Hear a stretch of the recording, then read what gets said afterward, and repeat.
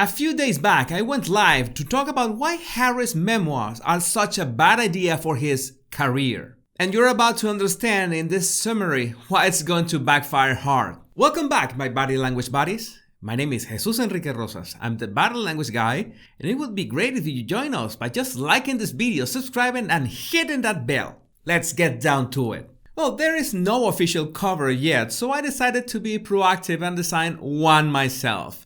Harry, feel free to use it. I know that you will need all the help possible to justify the advance payment of $20 million from Penguin Random House. Now, this is not necessarily upfront. It's not like Harry's swimming in dollar bills before publishing the book that is apparently due for later this year. It could mean that this is the amount that the publisher guarantees as payment in case the book is finally published. But you don't have to be a genius at math to figure out that this must be an awful lot of books to sell. Why do I think this is such a bad idea? Well, for starters, the main problem is the nature of the book itself. It is a memoir. You might be wondering, what is the difference between a memoir and an autobiography? And my question is, why would you care about the difference? In either way, is Harry writing it? It makes no difference. But seriously, the difference is that an autobiography is a recollection of the whole life of the person up to the point of writing, while a memoir usually focuses on a specific moment or a specific moments of the person's life. But the focus of the book is not the person themselves, but a greater theme or topic. In that live, I mentioned that a great example of a memoir is Matthew McConaughey's Green Lights. This is not advertising or anything. I'm just mentioning the book because I really liked it. Matthew uses certain moments of his life, and some of them are really private, to illustrate the greater concept of green lights, which are those small signs that life gives you to just keep going. So basically he's talking about himself, but in a way to showcase a greater topic. Another examples of good memoirs are When Breath Becomes Air from Paul Kalanithi, which makes you really value the fact of being alive, and Sharon Stone's The Beauty of Living Twice. In a memoir, the person is not really the protagonist. It's the concept that you want to illustrate, to push to the world in a way that people can reflect and think and apply those concepts to themselves. But we wonder, what would be the overarching concept of Harry's memoir? Well, I sincerely hope that he subverts our expectations and he goes for something interesting like how a man struggles to hide the back of his head from cameras. Because if he mentions mental health again, and you can bet that he will, he's going to hit a wall. Because if you're a celebrity and you write a memoir, it's to capitalize on the fact that you have fans that want to know something new about you. Something secret, something that you have been struggling with for years. But Harry has the not so small problem that his life has been documented ever since he was born. Both official and unofficial sources have left very little to the imagination. Harry himself has left very little to the imagination. So the only thing we have left is the topic of mental health that Harry has been mentioning over and over again for years. Okay, we got the message. You've been struggling with that for decades. Well, then why did you pretend in the last 12 months that this was some kind of a new topic in your life when it wasn't? And the other big problem with any memoir, and in fact in any book that tells a story, is that the most important part of any story is conflict. What is the conflict that the protagonist has to overcome? In the case of Green Lights, it was Matthew's journey in finding his own calling. In the case of Sharon, it was dealing with a catastrophic health problem. But that was something that we did not know about them, and even if they are celebrities, they were not born celebrities. They had to earn that status. Harry, on the other hand, earned the status of royal at birth. That's something that he did not struggle to get.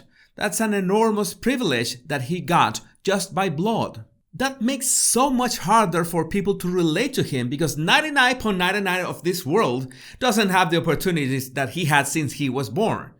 Okay, he had to go through something that we don't wish anyone to go through, But I think even his most rabid fans think that he had more than enough time to get help and get over it. So it's really cynical on his part to try to retcon his whole life and make everyone think that it was Meghan's issues with the tremendous media pressure that made him think about his own mental health problems. Again, Harry, with his own words, said that William had already suggested that he should look for help. It's all documented. So Harry has tremendous privilege from birth, so it's hard to be relatable. And his struggle with mental health is very, very old news, and even worse, he has lost credibility about that. I'm sure Penguin Random House are really shaking in their boots now. But wait, it gets worse. Harry had all the privilege in the world without William's responsibilities, and he literally turned his back on his family. And just to be clear, some families can be just plain shite. Some families can be a complete cesspool of narcissists and you have all the right to leave and ghost them for good. But if that's the case with Harry, why did he complain about being cut off financially? What is his problem with his father and brother being trapped? And most importantly, why does his wife keep using the title conferred by their oppressors? Nobody can make sense of that.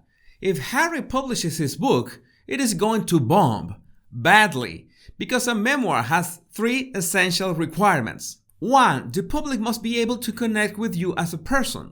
2. You have to tell a good story about a real conflict. And 3. You need to give a powerful message. Harry is stuck at square one, connecting with people.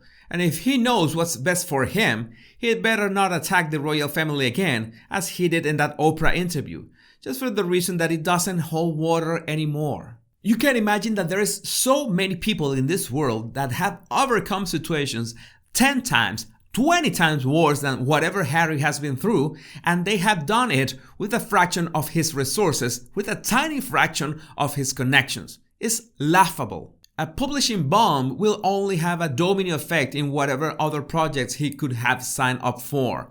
And I'm guessing that this is one of the reasons that Memoir is taking so long, because his PR team is desperately trying to avoid any fallout to affect his Spotify and Netflix contracts. And there is one final reason Harry publishing a memoir is a really bad idea. You can imagine that each and every page of that book is going to be scrutinized down to every word. And Harry's reputation and credibility has already been tarnished by himself and his wife over and over again. So any inconsistency with the recollections of the people featured in that book are going to spark real controversy, and that's the kind of attention the Harkles really don't want at this point.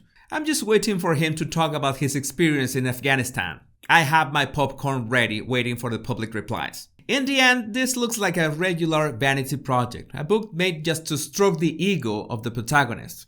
That is not bad in itself, but in this case it's going to be a very costly and, I'm sure, catastrophic mistake for Harry's career, whatever his career is about. Not that I care much, but I'm the kind of person that never misses the opportunity to say, at the right time, I told you so. If you want to refine your observation skills, all you have to do is download my 100 body language tips right in the description of this video. My name is Jesus Enrique Rosas, and it will always be a pleasure, my body language buddies. Much love and bliss.